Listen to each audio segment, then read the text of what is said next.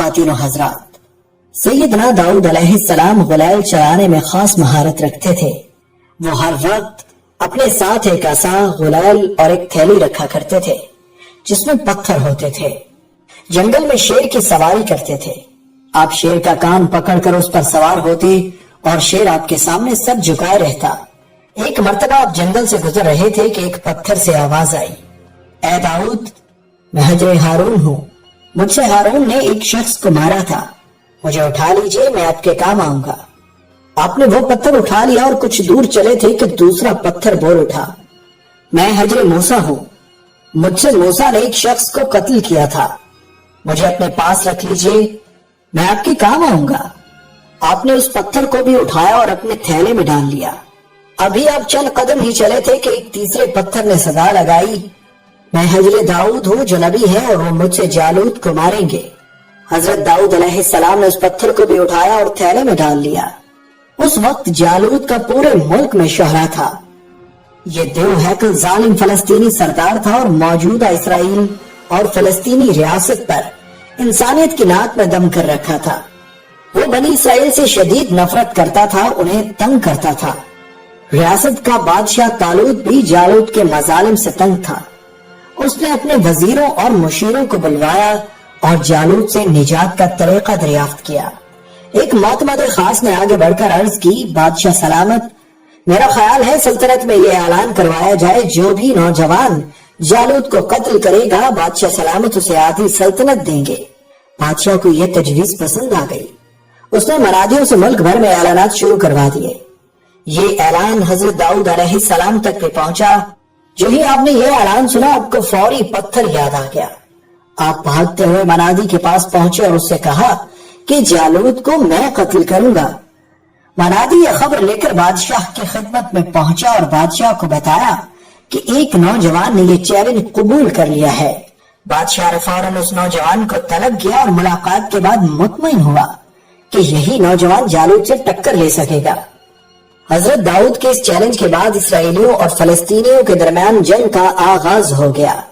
اسرائیلی جالوت کی فوج اور جنگی سامان دیکھ کر پریشان ہو گئے اور اپنے بادشاہ سے کہنے لگے، ہم آج جنگ میں شریک نہیں ہوں گے۔ اسی اثنا میں حضرت داؤد علیہ السلام ایک عام سپاہی کی حیثیت سے طالوتی لشکر سے نمودار ہوئے۔ دوسری جانب سے جالوت نکلا جو سر سے پاؤں تک دھات میں لپٹا ہوا تھا۔ دونوں نے ایک دوسرے کے آمنے سامنے کھڑے ایک دوسرے کو دعوت جنگ دے رہے تھے۔ حضرت داؤد علیہ السلام نے اپنے تھیلے سے غلیل اور پتھر نکالا، پتھر کو غلیل میں پھنسایا اور جالوت کے سر پر دے مارا۔ پتھر کا جالوت کے سر سے ٹکرانا تھا کہ وہ ریزہ ریزہ ہو کر زمین پر گر گیا۔ یہ منظر دیکھ کر قوم یہود دنگ رہ گئی۔ پھر اسرائیلیوں نے مل کر فلسطینیوں پر حملہ کر دیا اور انہیں مار بھگایا۔ بادشاہ آگے بڑھا اور اس نے اپنے وعدے کے مطابق حضرت داؤد علیہ السلام کو آدھی سلطنت عطا کی اور اپنی شہزادی انیاہ سے آپ کی شادی بھی کر دی، اور یوں حضرت داؤد علیہ السلام اس سلطنت کے بادشاہ بن گئے اور یہ محل آپ کی قیام گاہ تھی۔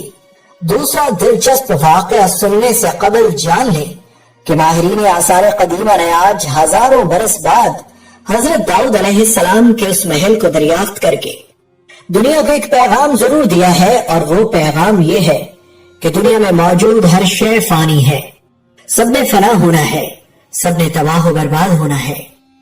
آثار قدیمہ کی دریافت سے ثابت ہو گیا، ہزاروں مربع میٹر پر پھیلا اللہ کے ایک نبی کا محل اگر زندہ سلامت نہیں رہ سکتا تو دنیا کے ان چھوٹے چھوٹے حکمرانوں کی حیثیت ہی کیا ہے۔ میں نے جس وقت سے حضرت داؤد علیہ السلام کے اس محل کی دریافت کے بارے میں پڑھا اور سنا ہے، میں اس وقت سے سوچ رہا ہوں ہمیں اس محل کی ایک ایک تصویر ان تمام راجوں مہاراجوں کے محلوں میں بھی نصب کر دینی چاہیے جو پاکستان میں خود کو خدا سمجھ بیٹھے ہیں۔ تو دوستو، حضرت داؤد علیہ السلام کا دوسرا عجیب و غریب واقعہ یوں ہے کہ مورخین بیان کرتے ہیں کہ ایک خاتون حضرت داؤد علیہ السلام کی خدمت میں حاضر ہوئی اور عرض کیا، اے خدا کے نبی، آپ کا پروردگار عادل ہے یا ظالم؟ حضرت داؤد علیہ السلام نے فرمایا، تیرا ناس ہو اے خاتون، تو کیا بات کر رہی ہے؟ رب تعالیٰ تو سراسر عدل و انصاف ہے، وہ ذرا برابر بھی کسی پر ظلم نہیں کرتا۔ پھر اس سے پوچھا کہ تم ایسا کیوں کہہ رہی ہو، تمہارا کیا معاملہ ہے؟ اس عورت نے اپنا قصہ بیان کرنا شروع کیا۔ اے خدا کے نبی، میں ایک عورت ہوں، میری 3 بچیاں ہیں جن کی پرورش میں اپنے ہاتھ سے سوت کاٹ کاٹ کے کرتی ہوں۔ میں دن بھر بعض اوقات راتوں کو جاگ کر بھی سوت کاٹتی ہوں۔ گزشتہ روز میں اپنا کاتا ہوا سوت ایک سرخ کپڑے میں باندھ کر اسے بیچنے کے لیے بازار جانا چاہتی تھی تاکہ اس کی آمدنی سے بچیوں کے کھانے پینے کا بندوبست کروں، لیکن اچانک ایک پرندہ مجھ پر ٹوٹ پڑا اور سرخ کپڑے کا ٹکڑا جس میں میں نے سوت باندھ رکھا تھا اسے گوشت کا ٹکڑا سمجھتے ہوئے لے اڑا۔ میں یوں ہی حسرت و یاس سے ہاتھ مارتے رہ گئی۔ اب میرے پاس کچھ نہیں کہ اپنی بچیوں کو کھانا ہی کھلا سکوں۔ ابھی وہ خاتون حضرت داؤد علیہ السلام سے اپنی داستان بیان کر رہی تھی کہ اتنے میں آپ علیہ السلام کے دروازے پر دستک ہوئی۔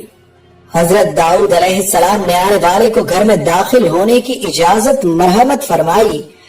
اجازت ملتے ہی 10 تاجر یکے بعد دیگرے اندر داخل ہوئے، جن میں سے ہر ایک کے ہاتھ میں 100 دینار تھے۔ تاجروں نے عرض کیا، خدا کے نبی، ہمارے ان دیناروں کو ان کے مستحق تک پہنچا دے۔ حضرت داؤد علیہ السلام نے پوچھا، میرے پاس یہ مال حاضر کرنے کا سبب کیا ہے؟ تاجروں نے جواب دیا، خدا کے نبی، ہم سب ایک کشتی میں سوار تھے، اتفاقاً ایک زوردار آندھی آئی، کشتی میں ایک جانب سوراخ ہو گیا اور پانی کشتی میں داخل ہونا شروع ہو گیا۔ موت ہمیں سامنے نظر آ رہی تھی۔ ہم نے نظر ماری کہ اگر رب تعالیٰ ہمیں اس طوفان سے نجات دے دے تو ہم میں سے ہر شخص 100 دینار صدقہ کرے گا۔ اب پانی کشتی میں تیزی سے داخل ہونے لگا۔ ہمارے پاس کوئی ایسی چیز نہ تھی جس سے اس سوراخ کو بند کر سکے۔ ادھر ہم نے نظر مانی، ادھر رب تعالیٰ نے ہماری مدد کا بندوبست کر دیا۔ ایک بہت بڑا پرندہ منڈلاتا ہوا کشتی کے اوپر آ گیا۔ اس کے پنجے میں ایک سرخ رنگ کی پوٹلی تھی اور اس نے دیکھتے ہی دیکھتے پوٹلی کشتی میں پھینک دی۔ ہم نے لپک کر اس پوٹلی کو پکڑا، اس میں کاتا ہوا سوت تھا۔ ہم نے فوراً اس سے کشتی کا سوراخ بند کیا اور اس میں داخل شدہ پانی کو ہاتھوں سے باہر پھینکا۔